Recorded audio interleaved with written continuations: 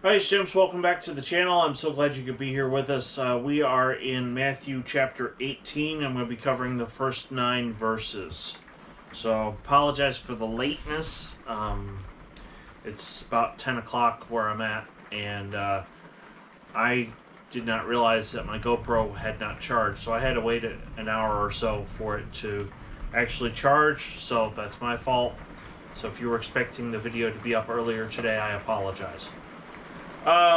Let's get to the text. Matthew 18, starting in verse 1. At that time, the disciples came to Jesus, saying, "Who is the greatest in the kingdom of heaven?" And calling to him a child, he put him in the midst of them and said, "Truly I say to you, unless you turn and become like little children, you will never enter the kingdom of heaven. Whoever humbles himself like this child is the greatest in the kingdom of heaven. Whoever receives one such child in my name receives me. But whoever causes one of these little ones to believe in me to sin, it would be better for him to have a great millstone fastened around his neck and to be drowned in the depth of the sea. Woe to the world for temptations to sin, for it is necessary that temptations come, but woe to the one by whom temptation comes. And if your hand or your foot causes you to sin, cut it off and throw it away. It is better for you to enter life crippled or lame than with 2 hands or 2 feet and to be thrown into the eternal fire. And if your eye causes you to sin, tear it out and throw it away. It is better for you to enter life with 1 eye than with 2 eyes and to be thrown into the hell of fire." So there's a lot there to cover. We'll be covering 3 main points. Get to Sproul's commentary.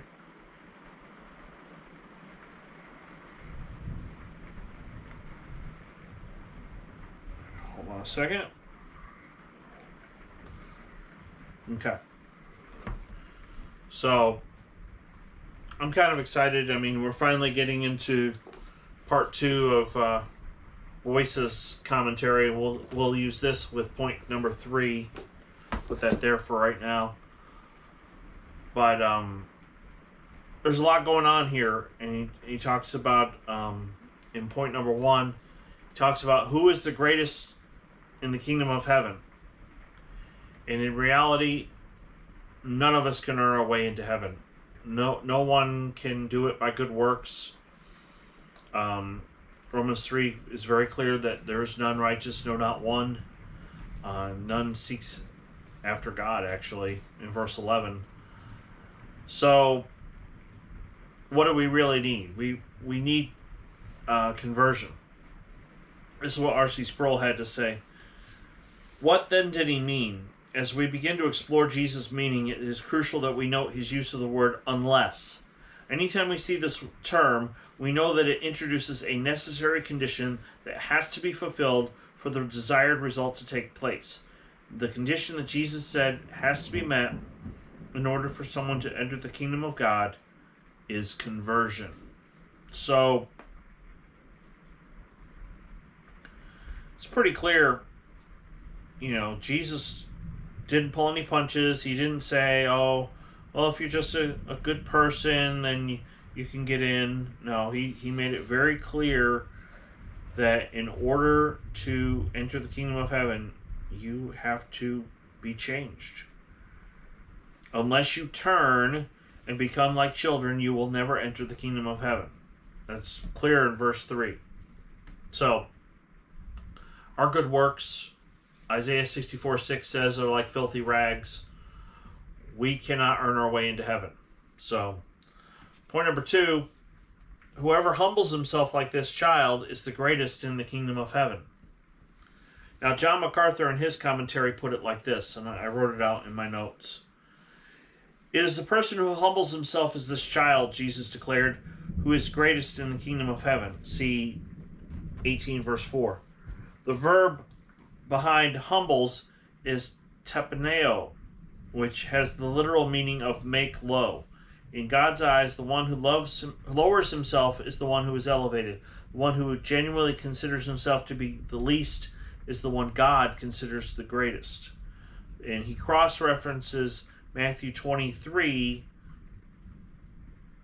verses 11 and 12, which says, Truly I say to you, among those born of women, there has risen no one greater than John the Baptist, yet the one who is least in the kingdom of heaven is greater than he.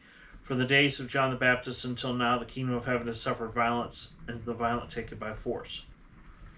And then, of course, he also cross-references Philippians 2:8, which says, "And being found in human form, he humbled himself by becoming obedient to the point of death, even death on a cross." So humility is key. And then point number 3, that last part from verse 7 to 9, we need to make a point that point number 3, God takes sin seriously. By the way, this particular commentary and 2 others were given to me by my friend Ben in Kansas City. So once again, thank you, Ben, for these commentaries. James Montgomery Boyce, or Dr. Boyce, says this: "It is impossible in this fallen world, evil world, to avoid enticements to sin, but woe to the one through whom the enticements come." That is the point.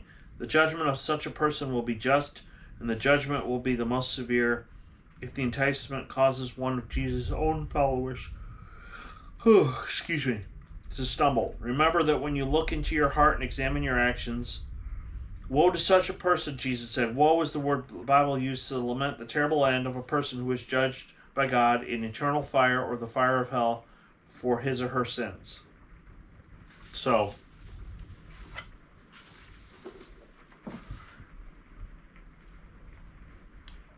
there's a lot there. And I think in today's world, we are, people are seeking pleasure and avoiding pain. And the truth is, God is loving and kind, but He's also just and holy. And He does not like sin. Now, it is by the grace of God that we get saved. And I want to make the point that it is by the grace of God that we continue to grow as a believer. So, excuse me. But ultimately, I think this whole passage, if I was to describe it in one word, I think the most important thing is humility. The other day I did a video about money and how we spend money. And I believe that should be done in a way that glorifies God. But there's something about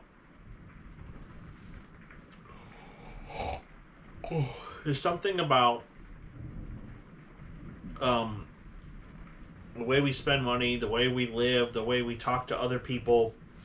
It all needs to be done in a way that not only glorifies God, but it's done in a way that's humble.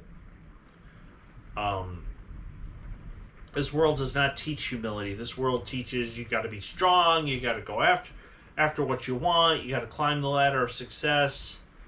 And Jesus said if we're going to follow Him, we really need to be humble. And that's easier said than done.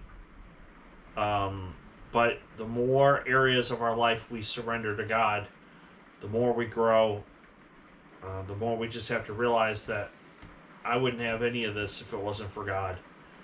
And we should be grateful for where God's put us. Use our gifts, talents, and abilities to be a blessing to other people. And you'll find that as you serve others, ultimately you're serving God.